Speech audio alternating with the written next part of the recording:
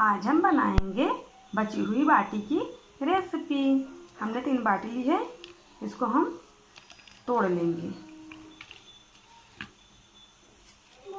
छोटे छोटे टुकड़ों में। हमने सारी बाटियों को तोड़ लिया है। अब हम मिक्सर में डाल देंगे।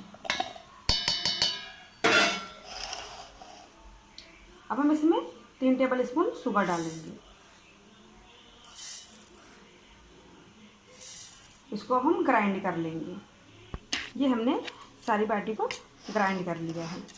अब हम इसको निकाल लेते हैं दूसरी प्लेट में। ये हमने सारी बाटी को पीस लिया था और प्लेट में निकाल लिया है। अब हम इसमें कुछ थोड़ा सा ड्राई फ्रूट्स डालेंगे।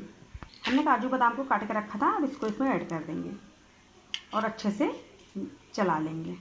ये हमारा राजस्थानी चूरमा बनके रेडी। कैसे लगा आपको हमारा वीडियो? Thank you.